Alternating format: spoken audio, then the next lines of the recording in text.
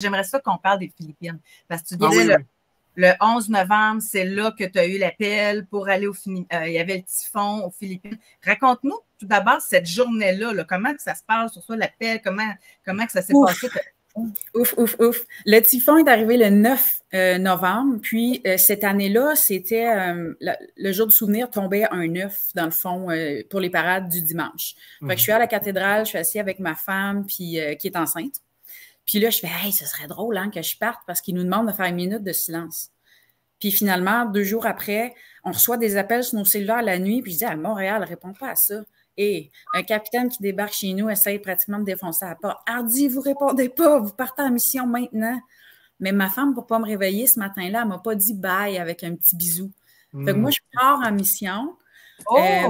Je peux pas dire bye à ma femme qui est enceinte. Je sais pas où je vais, combien de temps. Je peux rien. Puis de toute façon, une fois que je le sais, j'ai pas le droit de le dire parce que l'endroit où on était, il y avait des cellules terroristes, il y avait du trafic humain. On était sur l'île la plus dangereuse. Comme ça, ils pouvaient envoyer la Croix-Rouge puis les autres choses qui sont plus easy-going sur des endroits sécuritaires. Donc, nous, ils nous ont envoyés sur l'île où c'était plus rock'n'roll, mettons. Wow! Puis là, tu es briefé en t'en allant là-bas, sûrement? T'es briefé. On a 30 heures de vol, donc là, ils essayent de faire tout ce qui est des vaccins. Fait que là, tu reçois plein de vaccins, go, go, go. Puis on t'a-tu donné ça? On le sait plus, on te l'ordonne, on prend pas de chance. Ah oui, écoute, c'est Fast and Furious, là. Tout se passe chaotiquement, je dirais. Donc, on décolle là-bas, puis bing bang, tu tombes en service aussitôt que tu atterris. Puis toi, tu étais mandaté de faire quoi là-bas? Normalement, le laboratoire, mais on s'entend qu'il vient d'avoir un typhon, il y a 6500 morts, il y a eu des vents de 350 km/h, il n'y a plus rien. Il n'y a plus rien. Il n'y a plus de maison, il n'y a même plus de feuilles dans les palmiers, il y a fuck all. Désolée. Fait que comment tu veux que je fasse ma job de laboratoire si j'ai pas d'électricité, pas d'eau? Impossible. Je pouvais faire des tests style malaria, choléra, des tests VIH, hépatite, grossesse. Ça, je pouvais.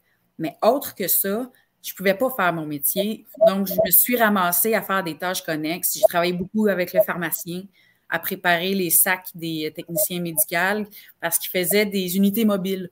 Donc, c'était une des premières fois qu'ils essayaient ça, des MMT, qu'ils appellent, donc des unités mobiles qui se déplaçaient.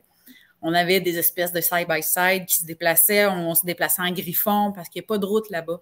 C'est des rizières à grandeur, c'est de l'eau partout. Il n'y a plus de pont, il n'y a plus rien. Là. Fait qu'il fallait réussir à se déployer de la manière la plus optimale possible. J'ai travaillé avec la médecine préventive, donc ce qui était des chiens qui avaient la rage, qui se promenaient autour de nous autres, ben, il fallait les éliminer. Tout ce qui était les serpents, ben, j'avais le go pour les cobras, puis tout ça, mettre des insecticides, faire les tests d'eau, parce que nous, on n'avait pas d'eau potable, nous non plus, là. Donc, on avait des Ropio, qui c'est de l'osmose inversée. Puis moi, je testais cette eau-là pour pas qu'il y ait de coliformes, que le chlore, le pH, que tout soit hygiéniquement bien. Là. Puis, je me suis occupée pas mal de tout ça, d'aller faire des requis pour voir les besoins en santé.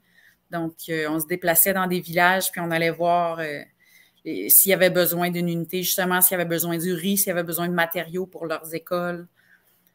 Donc, c'était pas mal ça. J'ai été un peu la bouche-trou, mais ça m'a permis de toucher à tellement de choses intéressantes.